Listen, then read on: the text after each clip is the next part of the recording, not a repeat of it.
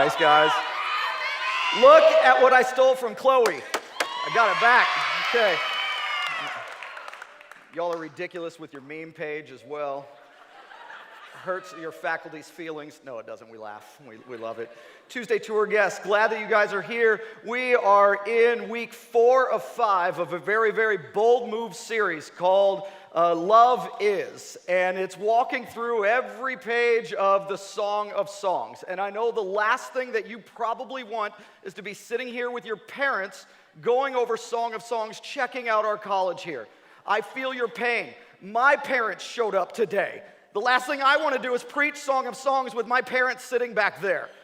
And my kids are here, and my wife is, it's like, oh, it's just a mess right here. But in all seriousness, I have been so thankful and proud of our Ozark family here as we've walked through this series, because when we got the assignment, the 5 of us, we all said, I don't know if I want to do that at all. And as we've worked on the material, looked at it, and we're just so thankful, not just for the material, but your maturity in handling the material as well.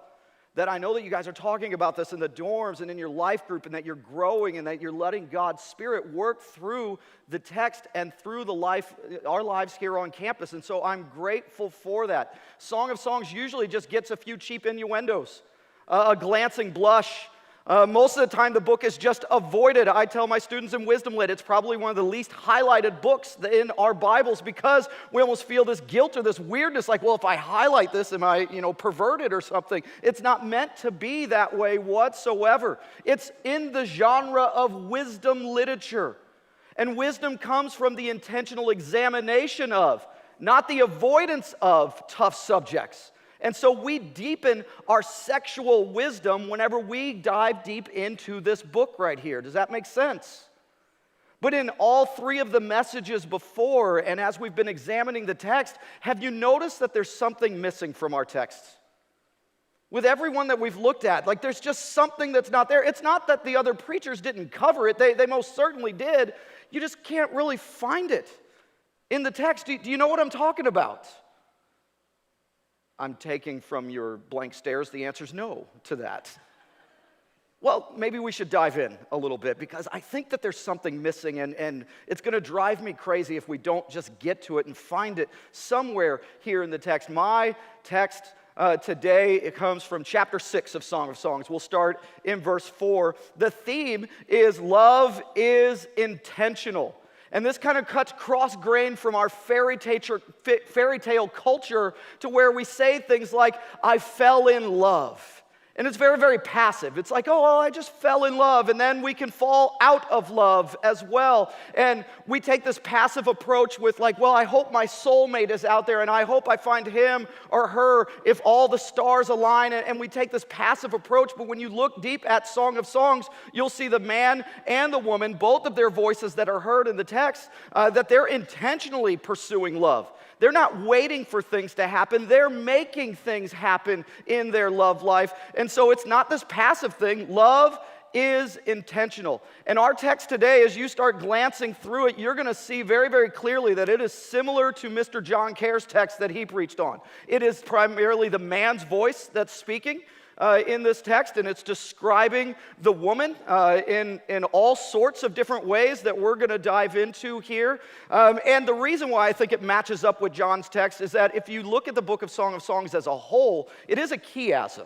It's written in parallel style, and so there's parts of the Song of Songs at the beginning that march with other texts that are towards the end. And so chapter 6 and chapter 4 look very, very similar to each other intentionally by the author here. And so as we dig into it, look at chapter 6 starting in verse 4. We're going to do 2 things. First, we're going to zoom in on the text and look at the intentionality, intentional attraction, and intentional intimacy. And then we're going to zoom out to see where Song of Songs fits in the bigger picture of Scripture and our lives today. So let's zoom in with intentional attraction. Verse 4, you are as beautiful as Tirzah, my darling, as lovely as Jerusalem, as majestic as troops with banners. Turn your eyes from me, they overwhelm me. Your hair is like a flock of goats descending from Gilead. Your teeth are like a flock of sheep coming up from the washing. Each one has its twin. Not one of them is missing. Your temple, behind your veil, they are like halves of pomegranates. 60 queens maybe, and 80 concubines, and virgins beyond number. But my dove, my perfect one, is unique. The only daughter of her mother, the favorite of the ones she bore. The young women saw her and called her blessed. The queens and concubines praised her. Who is this that appears like the dawn, fair as the moon, bright as the sun, majestic as the stars in procession? What a beautiful text. And we've got to remember the poetry that's here, and especially in the next section that we're going to read, that this is poetic language that's being used. There's a lot of people out there that will say, well, when I read the Bible, I just read the Bible literally. Have you ever heard people say that? Or maybe you said that before you took Principles of Interp or something like that? Like you just read the Bible literally. Well, yes, in part, but it's literal poetry is what you should be reading. As a matter of fact, if you read these texts that we've been going over literally, especially the description of the woman, she would look a little bit like this. Now that's a beauty right there. I mean, that has been going around for a long time. I got that from Gary Zustiak in class when I was a student here. It's been around forever. And that's a literal look at this woman, and that is not what the author is intending whatsoever. He's pulling out this poetry, and he's thinking of the biggest, and you could please take that down at this point. Like, nobody's going to listen to anything I'm saying. They're looking at Winnie the Pooh grabbing honey from her tongue. Yeah, nope. Okay. But when you look at this, he's saying, like, look, I'm thinking of the biggest and brightest and boldest cities that are out there, like Tirzah, which ends up becoming a capital city in the north. And then, of course, you've got Jerusalem, and you just picture these cities, and they've got their troops and their banners, and they've got, it's just fierce. And he's saying, this woman, I'm attracted to her. I saw her in the distance, and as she came up closer, she was just awe-inspiring like these cities. She is the picture-perfect vision of strength and beauty, and she's a force to be reckoned with. And then as she draws closer, he's like, you've got to turn your eyes away from me.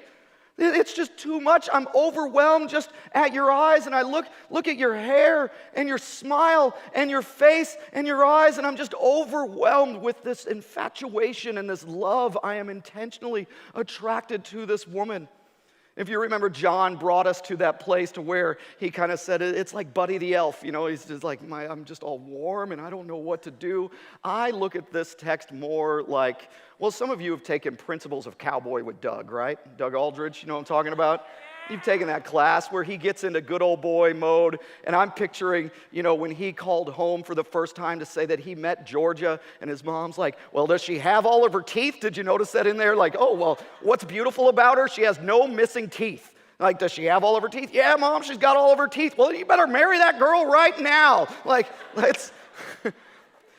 It depends on the way that you read this, the way that you interpret it, but it's just meant to show us that there's this intentional attraction. He sees someone that's just beautiful, and he is overwhelmed, and his eyes can just barely take it all in. And then he does a little bit of comparison, and this is where it starts to rub us a little bit the wrong way. Did you notice he starts talking about his harem? Now, whether you think this is written by Solomon or for Solomon or to Solomon, maybe by somebody in his court or something, it's definitely in the Solomon genre here. And if you know from 1 Kings chapter 11, Solomon had a little bit of problems with women, didn't he? Just slight, like only 700 wives of royal birth and a few 300 concubines. I mean, that's all he had. And the harem was something in that day by rulers in the ancient Near East to where that was bragging.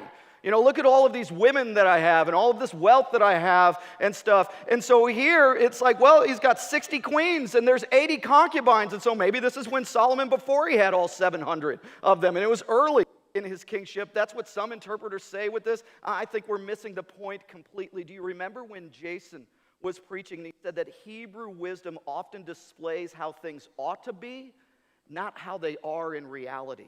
It gives us wisdom that we need to be shooting for, that we need to be headed towards, not describing the reality of somebody's life in the here and now. Solomon definitely had problems. Song of Songs takes no issue with the harem whatsoever. That isn't what's being said here. He's saying, of all of the women that I've seen and that I have at my disposal, you are the perfect one. Verse 9 there. But my dove, my perfect one, is unique. There is no other woman that can compare to you. I've got to draw in closer. I've got to have you. And the same God who made the celestial stars in the sky and the moon and the sun, that same God made you my vision of beauty. That's what he's looking for. That's the attraction and the intentionality that's coming with these verses here. But you know what? There's still just something missing in the text. Mr. Dawkins, have you found it yet? You didn't know you. It's like class. You're giving me the same look when I call and you're like, what? What do you want me to do? And like, you haven't found it yet? What about your buddies next to you? Have they, like, what's missing in the text? Do you guys see it? Jacob, is it there? Can you find it? Chandler, what's wrong? There's really something missing in the text. And again, it's not that our other preachers missed it. It's just not there. It's not there, but in our minds, in our hearts, it's the question that always plagues us. There's always something that's there extra whenever we're reading books like the Song of Songs. It plagues us, but it's just not there. Maybe we should move on. If you skip down to chapter 7, starting at verse 1, I label this section intentional intimacy. He sees his beauty from afar. He watches the way that she moves amongst the crowds and amongst the other people that are there, and he sees the way that she dances on the mountain, and he's just captivated by her that he must draw her in close. And so as the relationship progresses, there's this intentional intimacy that goes on. And if you remember from John's text where he talked about how his text in chapter 4 describes the woman from head to toe, this text goes backwards and it describes her from toe to head very, very intimately. As a matter of fact, there's 10 features that he mentions here. He starts out with her feet. Because he sees her dancing and he's captivated just by the way that her feet move so gracefully. And then as he works up, he's like, your legs, they're crowned with jewels. And it's like a craftsman or an artisan just formed your legs.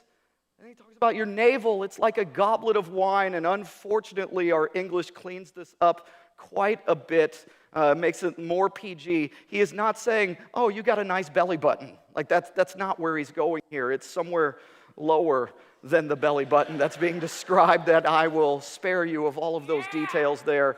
James, you got to stop, man. You're making it weird, dude.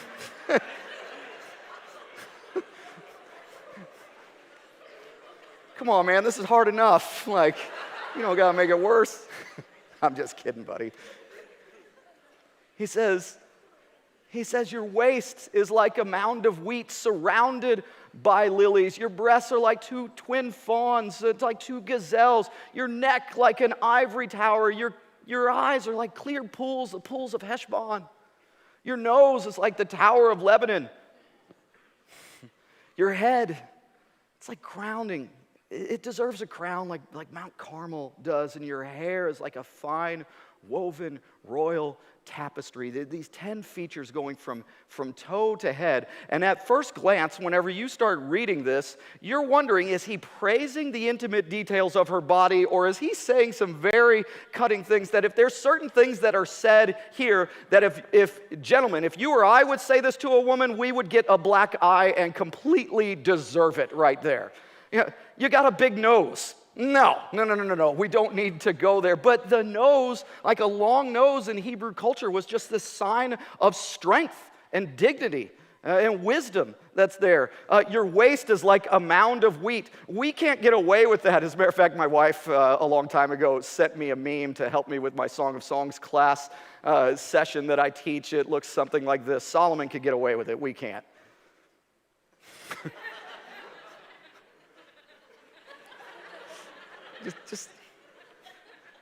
Like, gentlemen, we just can't pull off this like Solomon can. Like, we just can't. And yet this rounded waist that's being described there is actually just a sign of royalty and wealth, and that you're well fed. And so the whole point is that beauty is in the eye of the beholder. It really is. And ladies and gentlemen in here, both of us, we need to quit cutting ourselves down all the time about our looks. We just need to stop doing that. It does no good that attraction and beauty is so different when you go culture to culture to culture. Lisa and I and our family once went to the Philippines, and they were just mesmerized with Lisa because here was this tall, blonde, light-skinned woman that they don't get to see very, very often, and so they would call her Barbie, and she's kind of a touch-me-not, and so they're touching her hair, and talking about her skin and stuff, and she's just like, stop it, like, don't do this at all. But then as she was talking to some of the girls there, they were talking about how they put bleach in their soap, in their face wash, so that they could be light-skinned. And then she goes, oh, well, in America, we sit in tanning beds or out in the sun so that we could get dark complected. And they looked at her like she was nuts. Like, why in the world when you are so beautiful with fair skin? And she's like, what are you talking about? You're beautiful with your dark skin here. And it was just this clash of cultures there because each culture has its different vision of what beauty is. And even beyond that, each person just finds attraction and intentional intimacy with what God has given you. Inward beauty, inward strength, outward strength. All of it becomes a complete package for somebody. And so to where this text, it's like, whoa, he goes into these like really intimate details. Absolutely they do, because they're growing in their love and their relationship with one another. And even with this intentional intimacy, there's something missing. Have you guys figured it out? You know what it is, you just don't know what it is yet. Am I making sense? Am I confusing you even more? There's something that's missing here. What is it? What is it? Well, we've zoomed in and we looked at this intimacy of this text. Let's zoom out a little bit. Let's just talk about Song of Songs as a whole and kind of wrap our minds around what's going on with the entirety of this book and where it fits into Scripture and even where it fits into our life. Because what is a blushing, erotic language to us, it's like, whoa, we can't go there with that. I've had students in my class going, whoa, we shouldn't be reading this. Even rabbis back in the day would say young men shouldn't read this until they're of age, whatever that meant. Even one rabbi said 30 years old. I'm like, I was married, I had a couple of kids well before I was 30. Like, what, I can't read this right here? Like, yeah, there's been so much debate on like, what do you do with the Song of Songs? And it's this blushing, erotic language to us, and then it's normal and healthy and good to the man and the woman in Song of Songs. It's like their love is just on display, and it's just good and it's healthy. Does it remind you of anything? It reminds me, if you go back to Genesis chapter 2. Do you remember Genesis chapter 2 where you've got the man and the woman? And there was one thing in the garden that was not good in that time, and it was that man was alone, and he was lonely. And as he's doing his work in the garden and naming the animals and interacting there, and he's going, look, giraffes have giraffes and gorillas have gorillas. I don't have that partner. I don't have that helpmate. And God, in his infinite wisdom, did not say, you know what, Adam, I'm good enough for you. He didn't say that. He said, no, I'm going to give you a counterpart. I'm going to give you from your own flesh and your own bone. I'm going to give you this woman right here. And so man and woman both created in the image of God and in fulfillment for one another. And then chapter 2 ends with verse 25 where it says, and they were naked and not ashamed. Like they just lived out their sexuality and their freedom that they had, all of that, and the nakedness, or we're covering ourselves up all the time. They were naked and unashamed right here until that sin happened. And then after sin happened, the very first thing that pops into their head is shame. They're going, okay, this just isn't right. There's something wrong. We shouldn't be walking around with certain body parts exposed. And so what did they do in their shame? They made coverings for themselves, and then they hid away from God because they knew now, with this knowledge of good and evil, that shame had entered into the picture. And that's exactly what is missing from our text today that plagues us on a daily basis is shame. You can't find it in any of the 8 chapters of Song of Songs. There just is no shame whatsoever. Because I think that the Song of Songs is giving us a picture of what no shame sexuality looks like.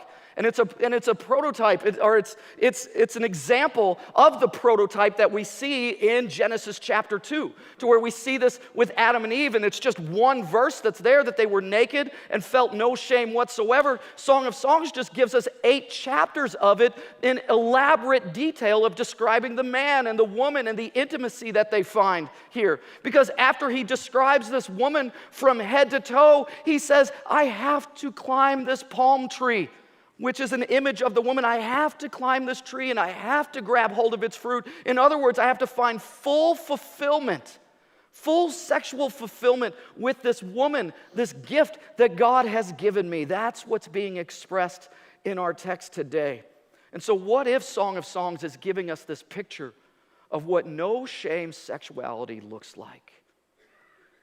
And while there is no shame in Song of Songs, it's just on display, and they make no apologies for their love and their intimacy.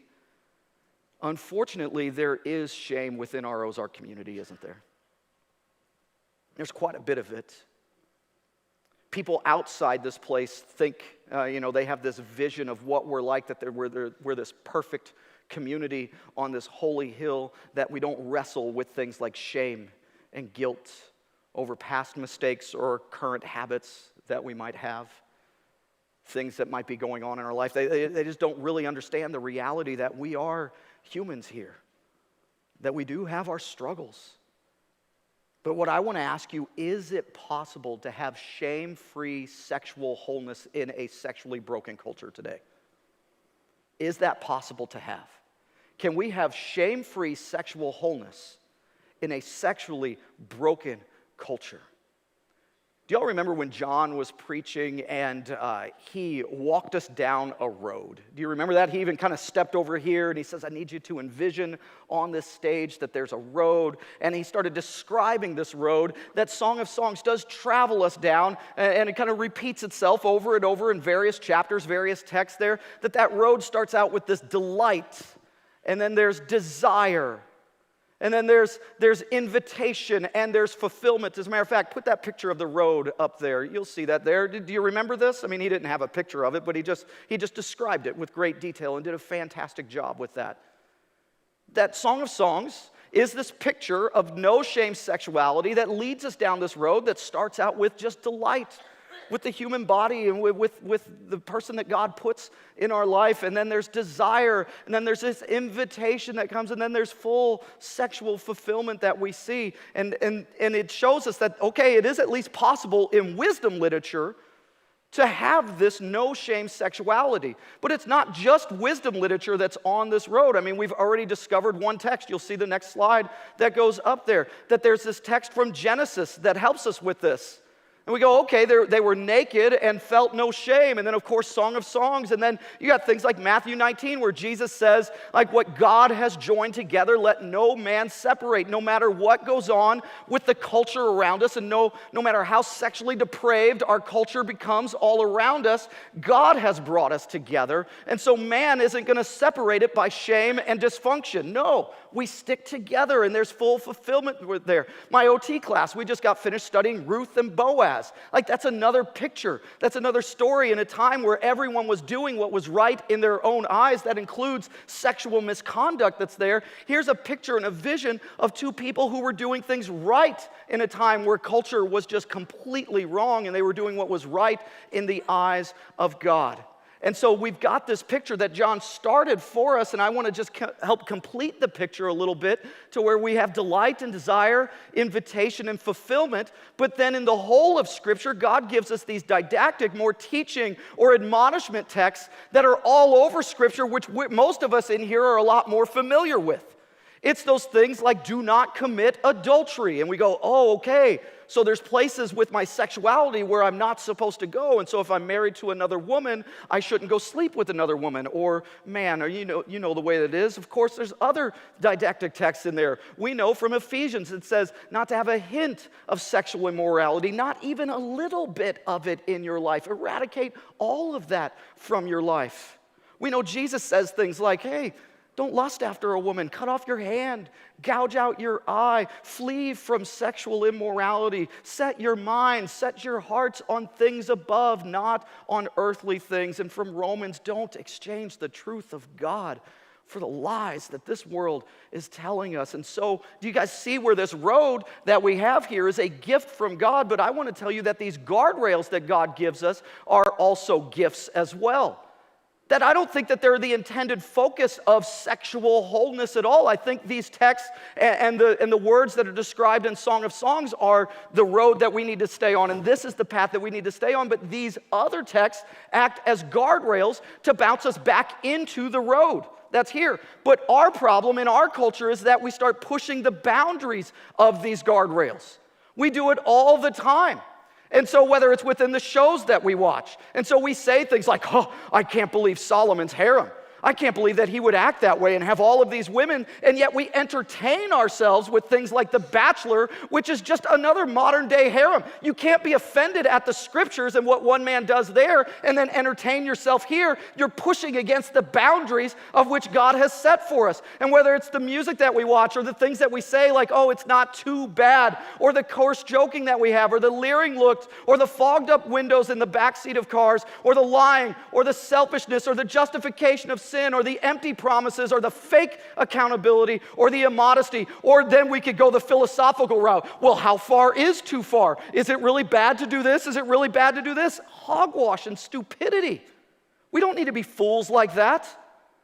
Or maybe it's just drunken mistakes or a one-night stand, or there's cohabitation, adultery, prostitutes, polygamists, pimps, playboys, porn, pedophiles, unwanted pregnancy, abortion, homosexuality, divorce, rape, trafficking. Love is love. And a culture that just speaks out with, I identify as. All of it, all of those things push against the boundaries, the guardrails that God has set for us, and they all awaken love before it so desires.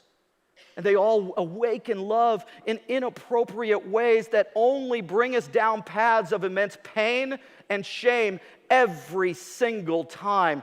And we know it, don't we, Ozark Christian College? Because so many of us in here have experienced it. And we push through these boundaries.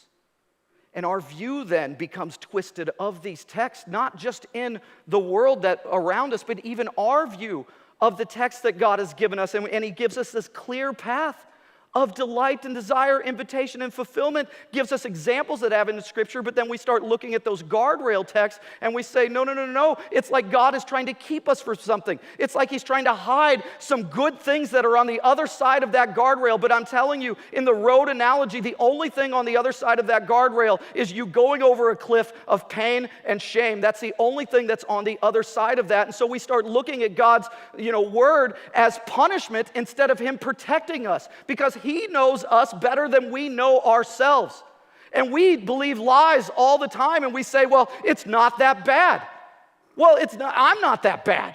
Well, we're kind of missing the point. If you're like, well, I'm not a pedophile, I haven't committed adultery, I haven't done these things, you're missing the point completely, because all of our sexual misconduct, all of our things that are on the outside of those boundaries is because we've pushed up against the boundaries and taken our eyes off of the road. We've taken our eyes off of what God has intended for us, and all of those roads outside of the boundaries, or all of the cliffs outside of those boundaries, only lead to pain and shame. But we lie to ourselves as we brush up against those guardrails, and we say things like, well, I can handle it. I can handle one more night looking at this on my phone, and I can handle it because then tomorrow I will repent. But we know that we just get caught up in those cycles. I can handle this moment where my girlfriend and I or my boyfriend and I are alone, and we can handle it, and we won't go too far, even though we're putting ourselves in a position where we're forcing ourselves to resist temptation instead of just avoiding it altogether. And we lie by saying, I can handle it, I can handle it, I can handle it. And I say it in every single class period or every single class that I teach. I always say the exact same thing, and I just want to say it to the entire Ozark community here. You were never, ever meant to handle your sin. That is not your job. That's Jesus' job. He knows how to handle our sin, and he handled it very, very well on a cross, but he also handled it well by giving us boundaries, but he also handled it very well by not just giving us boundaries and telling us not to do these things, but God has given us a clear path of what we should pursue in our sexual wholeness. Jesus does a great job at his job. He knows how to handle our sin. And he handles it with love and grace and forgiveness and intentionality as well. He handles it well by giving us a path to stay on, and now we need to do our part by intentionally staying on the path that God has designed for us. And Song of Songs gives us an intentional, behind-the-scenes look at no shame sexuality. No shame whatsoever. And so our wisdom comes not from avoiding this book, but by looking deeply into it. Say, okay, how can I pursue that kind of love? What stage am I at here with the love and the desire and the delight, the invitation and the fulfillment here? And keep walking down those roads.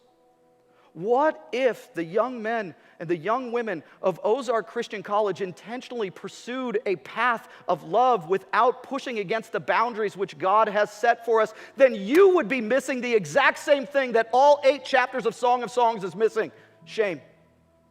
Eradicate it from our lives. There's only one way to do that: by quit pushing against the boundaries of the guardrails that God has set and look towards the intentional path that he's put in front of us. And you'll be missing shame out of your life as well. And people will wonder where it's at. And it's nowhere to be found. Let's choose the wise path of sexual wholeness and sexual freedom in the way that God has designed it for us. He's put this path in front of you, and it is never too late to make the wise decision, to make the right choice with that. What are your next steps today?